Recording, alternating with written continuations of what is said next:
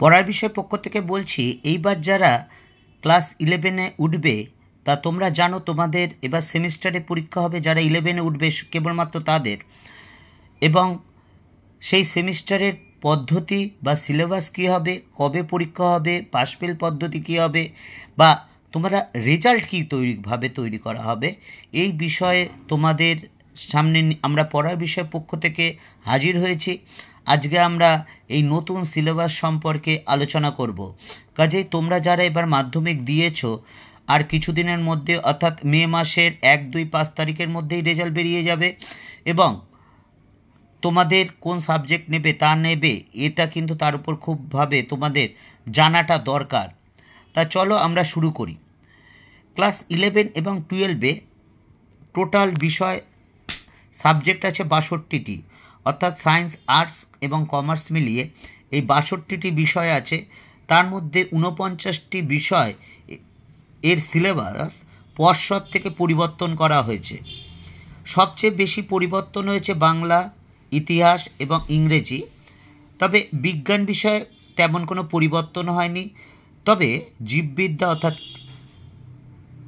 Biology এবং chemistry অর্থাৎ রসায়নবিদ্যা, এই দুটি সাবজেক্টে কিন্তু একটু পরিবর্তন হয়েছে। আর 62টি বিষয়ের মধ্যে বাদ গেছে হচ্ছে 3টে সাবজেক্ট, গুজরাটি, ফরাসি এবং পাঞ্জাবি। কারণ পর্ষদ থেকে বলা হয়েছে যে বিগত 5 বছর ধরে এই 3টে সাবজেক্টে 10 জন করেও ছাত্রছাত্রী এই বিষয়টি নেয়নি। কাজেই তারা কিন্তু এই 3টে সাবজেক্ট বন্ধ করে দিয়েছে। কিন্তু এর পরিবর্তে পর্ষদ 3টে খুব গুরুত্বপূর্ণ বিষয় এনেছে। সেই 3টে বিষয় দেখো, অ্যাপ্লিকেশন অফ আর্টিফিশিয়াল ইন্টেলিজেন্স, এটা খুব গুরুত্বপূর্ণ সাবজেক্ট আজকের দিনে। দ্বিতীয় হচ্ছে সাইবার সিকিউরিটি, এটা বর্তমান যুগে খুবই খুবই খুবই গুরুত্বপূর্ণ। তবে এই সাবজেক্টে কেবল যারা সায়েন্স নিয়ে পড়বে তারাই নিতে পারবে। এবং 3 নম্বর সায়েন্স অফ ওয়েলবিয়ারিং, এই 3টে সাবজেক্ট কিন্তু নতুন ইন্ট্রোডিউস হয়েছে, অর্থাৎ 3টে বিষয় বাদ গেছে, 3টে বিষয় এসেছে, অর্থাৎ টোটাল 62টি বিষয় রইল।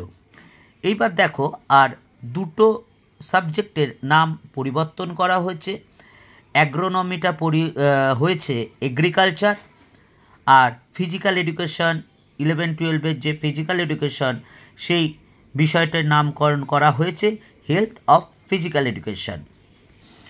এবার চলো পরীক্ষা নিয়ে আমরা আলোচনা করি। তোমরা যারা ক্লাস 11-এ উঠবে এবার, অর্থাৎ এই এপ্রিলের শেষ বা মের ফার্স্ট উইকে রেজাল্ট বেরোবে।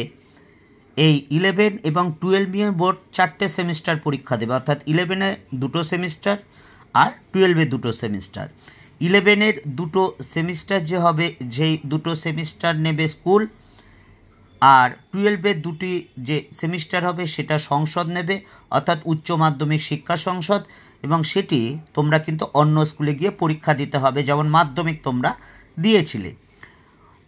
তোমাদের যে এইচএসের রেজাল্ট অর্থাৎ উচ্চ মাধ্যমিকের রেজাল্ট, সেটা শুধু কিন্তু ক্লাস 12-এর সেমিস্টারের ফলাফলের ভিত্তিতেই হবে, অর্থাৎ থার্ড সেমিস্টার ও ফোর্থ সেমিস্টার এর যে ফলাফল নাম্বার যোগ করে তোমাদের যে নাম্বার হবে, তার পরিপ্রেক্ষিতেই তোমাদের কিন্তু উচ্চ মাধ্যমিকের রেজাল্ট বেরোবে বা রেজাল্টটা হবে। ক্লাস 11-এর প্রথম সেমিস্টার হবে নভেম্বর মাসে, আর দ্বিতীয়টি হবে মার্চ মাসে। 11-এর সেমিস্টারের তোমাদের রেজাল্টের পরিপ্রেক্ষিতে তোমরা ক্লাস 12-এ উঠবে, এবং 12-এর প্রথম সেমিস্টার হবে নভেম্বর মাসে এবং দ্বিতীয়টি হবে মার্চ মাসে। এবং আগেও আমরা বলেছি এই 12-এর যে অর্থাৎ থার্ড সেমিস্টার এবং ফোর্থ সেমিস্টারে তোমরা যেরকম রেজাল্ট করবে তার পরিপ্রেক্ষিতেই কিন্তু তোমার উচ্চ মাধ্যমিকের রেজাল্ট নির্ভর করবে। 11-এর রেজাল্টের কোনো প্রভাব ফেলবে না। 11-এর রেজাল্টটা কেবলমাত্র ক্লাস 12-এ ওঠার জন্যই প্রযুক্ত হবে। এবার দেখো, এই প্রথম সেমিস্টার এবং তৃতীয় সেমিস্টার, অর্থাৎ ক্লাস 11-এর প্রথম এবং ক্লাস 12-এর যে তোমরা প্রথম সেমিস্টারটা দেবে, এই দুটো পরীক্ষা হবে এমসিকিউ। কিন্তু পর্ষদের সভাপতি জানিয়েছেন যে এই প্রথম আর তৃতীয় সেমিস্টারের পরীক্ষা শুধু এমসিকিউ হবে না এবং একেবারে সহজ হবে না। টোটাল যে প্রশ্ন হবে তার 50% হবে খুব সহজ, অর্থাৎ যাতে প্রত্যেক শিক্ষার্থীরাই যাতে এটা করতে পারে। 30% হবে একটু কঠিন, যাতে মাঝারি স্তরের শিক্ষার্থীরা এগুলো করতে পারে। এবং বাকি যে 20% সেগুলো হবে কিন্তু বেশ জটিল, সেটা একটু চিন্তা ভাবনা করে উত্তর দিতে হবে। এবং শুধু এমসিকিউ যে হবে আমরা বলেছি, দেখো সেটা কিন্তু এমসিকিউ নাও হতে পারে। এমসিকিউ ছাড়া কি কি হতে পারে? শূন্যস্থান হতে পারে, তোমরা প্রত্যেক সাবজেক্টেই মাধ্যমিকে করে এসেছো শূন্যস্থান। স্তম্ভ হতে পারে, ইতিহাসে স্তম্ভ আছে, এসএকিউর মধ্যে একটা স্তম্ভ থাকে, সেই স্তম্ভ থাকবে। ঘটনার পরিক্রম বা ঘটনাক্রম, অর্থাৎ এটা ইতিহাসে খুবই গুরুত্বপূর্ণ। ধরো কয়েকটা সাল দিয়ে দিল, সেই সালটা কোনটা আগে কোনটা পরে, কোন ঘটনাগুলো দিয়ে দিল বা সালটা দিয়ে দিল, তাহলে সেটা কোনটা আগে পরে এইভাবে কিন্তু সাজাতে হতে পারে। আর বিবৃতি, এটাও তোমরা ইতিহাসে করেছো, বিবৃতি ব্যাখ্যা, এগুলো কিন্তু হতে পারে। অর্থাৎ যতটা সহজ মনে হয়েছিল প্রথম দিকে পর্ষদের, পরবর্তীকালে বলা হয়েছে পর্ষদ থেকে যে কেবল কিন্তু এমসিকিউ হবে না, এমসিকিউ ছাড়াও কিন্তু বিভিন্ন টাইপের কোশ্চেন হবে। এবং শুধু যদি এমসিকিউ হয় তাহলে অনেক শিক্ষার্থী অনেক নাম্বার কিন্তু পেয়ে যেতে পারে, তাদের অনেক সময় কিন্তু মানে কি বলবো, মানে কাজেই তাদের মধ্যে যাতে জ্ঞানের সঠিক বিকাশ হয়, এর জন্য এমসিকিউ ছাড়া কিন্তু অন্যান্য পদ্ধতি রাখা হয়েছে। এবং বলেই দেওয়া হয়েছে সব কোশ্চেন কিন্তু খুব সোজা হবে না, 50% খুবই সোজা হবে, 30% মিডিয়াম হবে এবং 20% কিন্তু চিন্তাভাবনার উপর নির্ভর করবে। আচ্ছা, তারপরটা দেখো, প্রথম সেমিস্টার স্কুল নিজের মতো করে নেবে, অর্থাৎ প্রথম সেমিস্টার যে এমসিকিউ বা যাই হোক অবজেক্টিভ টাইপের যে কোশ্চেন সেটা স্কুল নেবে। এবং তৃতীয় সেমিস্টারের পরীক্ষা ওএমআর শিটে হবে এবং সেই খাতা কিন্তু দেখবে কম্পিউটার। আর দ্বিতীয় এবং চতুর্থ সেমিস্টার বড় প্রশ্ন হবে, তবে বড় প্রশ্ন মধ্যে এসিকিউ থাকতে পারে, 2 নম্বরও হতে পারে, 5, 10, এখনও কিন্তু পর্ষদ থেকে পরিষ্কার করে কিছু বলেনি। তবে জানা গেছে 22 তারিখে পর্ষদ থেকে একটা কোশ্চেন বই বেরোবে, তাহলে কিন্তু সেটা কিন্তু অনেক কিছু অজানা জিনিস আমরা জানতে পারবো এবং আমরা জানতে পারলেই কিন্তু তোমাদের সামনে নিয়ে আমরা হাজির হব। ক্লাস 11 এবং 12 প্রতিটি সাবজেক্টেরই 100 নম্বরের পরীক্ষা হবে। এই 100 নম্বরটা হচ্ছে লিখিত প্লাস প্রজেক্ট বা প্র্যাকটিক্যাল।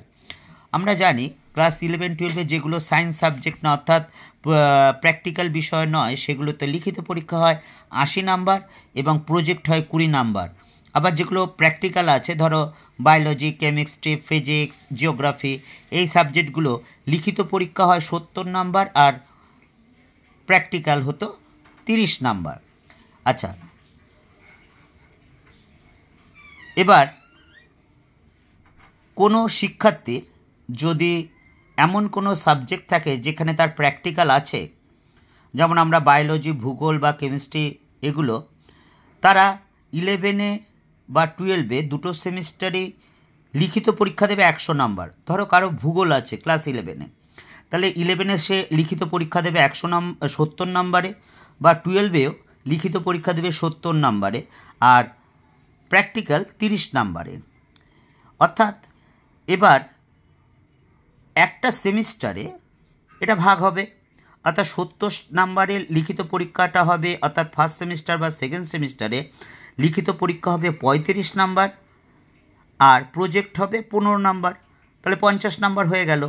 আর যদি কোনো শিক্ষার্থীর এমন প্র্যাকটিক্যাল বিষয় সাবজেক্ট না থাকে, কোনো বিষয়, ধরো বাংলা সবারই থাকবে, প্র্যাকটিক্যাল থাকবে না, এই বাংলা বিষয় তাকে ক্লাস 11-এর যে দুটো পরীক্ষা, লেখা পরীক্ষা 40 করে দিতে হবে। আর প্রজেক্ট ফার্স্ট সেমিস্টারে 10 প্রজেক্ট, সেকেন্ড সেমিস্টারে 10 প্রজেক্ট, অর্থাৎ 50 করে দুটো পরীক্ষা 100 নাম্বার। প্রথম যে 3টে সেমিস্টার, অর্থাৎ ক্লাস 11-এর দুটো সেমিস্টার এবং ক্লাস 12-এর প্রথম সেমিস্টার যেটা অবজেক্টিভের পরীক্ষা হবে, সেই 2টের পরীক্ষার সময়সীমা কিন্তু 1.5 ঘন্টা। আর চতুর্থ সেমিস্টার যেখানে কিন্তু একটু ডেসক্রিপটিভ অর্থাৎ বর্ণনামূলক লেখা থাকবে, সেই চতুর্থ সেমিস্টারের সময়সীমা কিন্তু 2 ঘন্টা। এরপর দেখো কোনো শিক্ষার্থী যদি প্রথম সেমিস্টারে কোনো বিষয় পাশ করতে না পারে, তাহলে তার পরের সেমিস্টার অর্থাৎ দ্বিতীয় সেমিস্টারে কিন্তু নাম্বার তুলে পাশ করার সুযোগ থাকবে। অর্থাৎ বা আমি ব্যাপারটা অন্যভাবে যদি বলি, ধরো প্রথম সেমিস্টারে পাশ করেছে, 50-এর মধ্যে 40 পেয়েছে, কিন্তু দ্বিতীয় সেমিস্টারে 5 পেয়েছে, অর্থাৎ প্রজেক্টে দিয়েছে, অবশ্যই প্রজেক্ট দিয়েছে, প্রজেক্টের সাথে লেখা পরীক্ষায় 5 পেয়েছে, তাহলে এরকম যদি হয় তাহলে কিন্তু সেই শিক্ষার্থী পাশ নাও করতে পারে।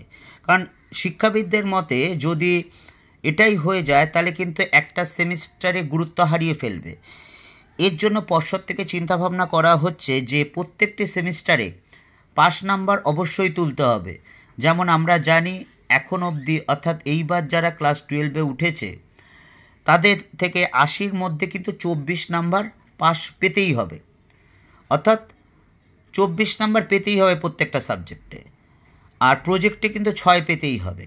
ঠিক তেমনই পর্ষদ থেকে বলা হয়েছে যে অর্থাৎ 30%, অর্থাৎ 40-এ 30% 12, অর্থাৎ নন প্র্যাকটিক্যাল সাবজেক্টে অবশ্যই 12 পেতে হবে এবং প্রজেক্টে অবশ্যই 3 পেতে হবে। আর প্র্যাকটিক্যাল সাবজেক্টে 35-এ লেখা পরীক্ষার মধ্যে 11 পেতে হবে বা 12 করবে, বা 6 প্রজেক্টে পেতে হবে, প্র্যাকটিক্যালে পেতে হবে। অর্থাৎ এইটা কিন্তু করবে, কারণ না করলে যে শিক্ষাবিদরা যেটা আশঙ্কা করছেন, কোনো বিষয় একটা সেমিস্টারে যেহেতু ধরো অবজেক্টিভ আছে, ফার্স্ট সেমিস্টারে অনেক নাম্বার পেয়ে গেছে, কাজেই সেকেন্ড সেমিস্টারে সে হয়তো ভালো করে পড়লই না, এরকমও তো সম্ভাবনা থেকে যায়। কাজে এটা যাতে না হয় শিক্ষার্থীদের মধ্যে, এবং তারা যাতে শিক্ষার সাথে যুক্ত থাকে, তারা যাতে পড়ার আগ্রহ বা পড়ার ধারাবাহিকতা হারিয়ে না ফেলে, তার জন্য মিনিমাম কিন্তু একটা পাস মার্কসের চিন্তা করা হচ্ছে। এবং যদি ব্যক্তিগত আমার মতামত বলো, হ্যাঁ এটা কিন্তু দরকার।